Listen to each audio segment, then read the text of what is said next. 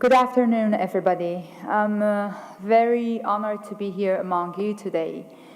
My name is Darya Safai. I grew up in the religious dictatorship of Islamic Republic of Iran. Mine and many of my generations is a bitter story of discrimination and oppression under the veil of Sharia. As if the wings we used to have been clipped to make sure that we would never be able to spread them and fly away. Today, I am here to talk about the Iranian women, the situation of Iranian women. Women who were on their way toward equality to men. Women who were more competent, brilliant, and advanced than ever. After the revolution of '79, these women suddenly became inferior creatures. They account for half of Iran's populations, and they are victimized by the gender discrimination. Allow me to tell you my story. Like that, you can see more about my life and that of my generation.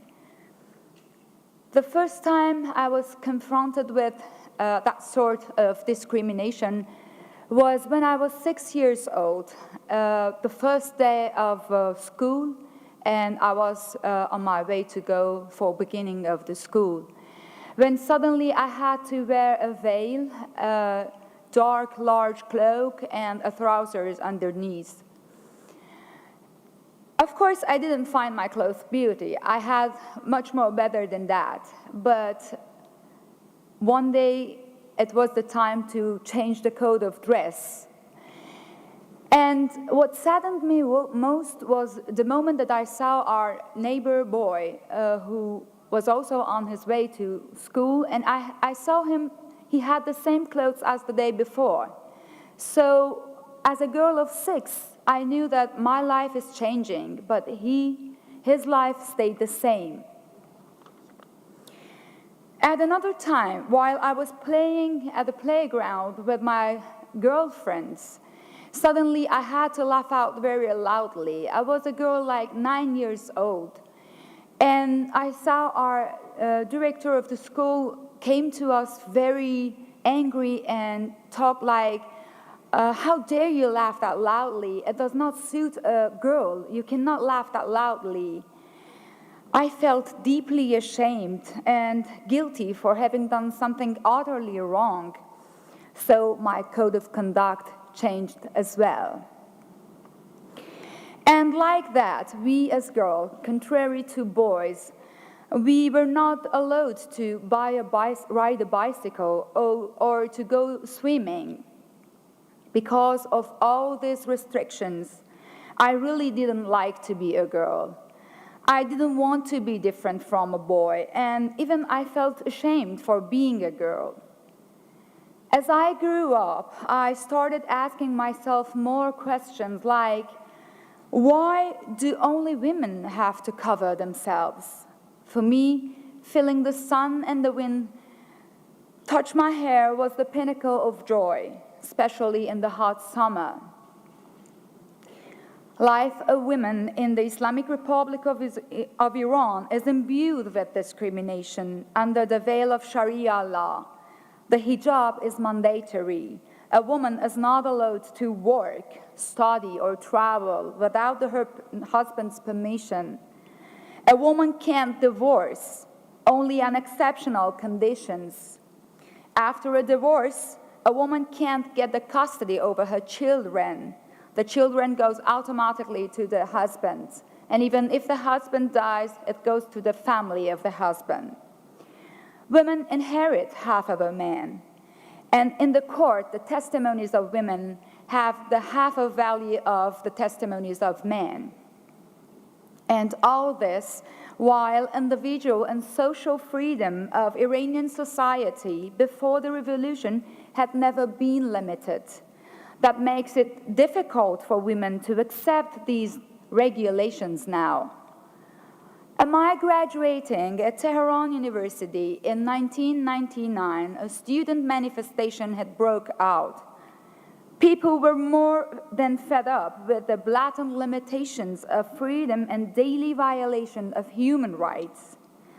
This student manifestation resulted in a widely supported protest movement against the regime. My husband and I actively participated in these student protests.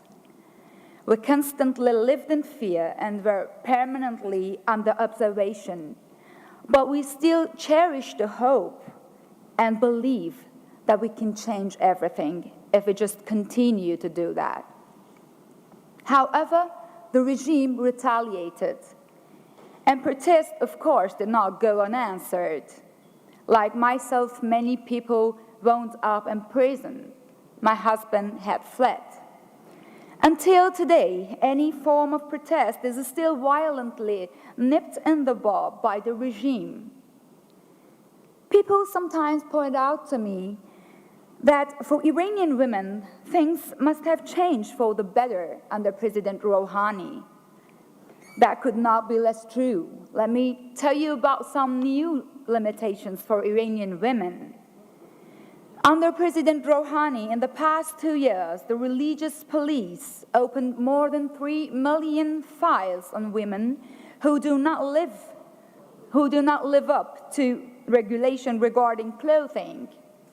Between March and November 2015, more than 40,000 cars were confiscated because the female drivers or passengers didn't wear their hijab properly. These numbers clearly show that Iranian women don't want to live the way the government prescribes. Universities have now introduced quota to limit the amount of girls. Girls used to constitute 67% of all students, but now their enrollment is limited to 50%. And all of this while there are no limitations for men. There are also new limitations regarding music concerts. Female musicians who had already been banned from singing now even can't play an instrument anymore. Every concert with female musicians is getting canceled. In other words, the situation is not improving, it's just getting worse. The discrimination of Iranian women is also being carried forward into the sports arena. Women are being restricted in practicing sports under the pretext of them having to wear bothersome clothing. As if this is not enough, female fans are being targeted as well. Some are even serving a jail sentence because they wanted to attend a game. To make it even worse, all this happens under the supervision of the international sports federations. In the Asian Volleyball Championship, which was held in October 2012 in Tehran, about a third of the spectators in the Azadi Stadium, with a current capacity of 12,000 people, were women. But now, it has been 3 years that Iranian women do not even have the right to attend the national volleyball team competitions as spectators. From the day the stadium ban was implemented, women have made numerous attempts to protest against this ban. Offside, an Iranian film directed by Jafar Panahi, who has been banned from filmmaking, shows some of these efforts. There have also been widely organized efforts against gender discrimination in sport outside Iran. I founded the Let Iranian Women Enter Their Stadiums campaign, and I have also participated with my campaign in these efforts alongside some former Iranian and American female sport champions and other female activists from all around the world. We went to Sweden, USA, Belgium, Italy, Poland, and some other countries with our message, Let Iranian Women Enter Their Stadiums, on T-shirts and banners. Thanks to our actions, I have had contact at the highest echelons of FIFA and FIVB to bring up the issue.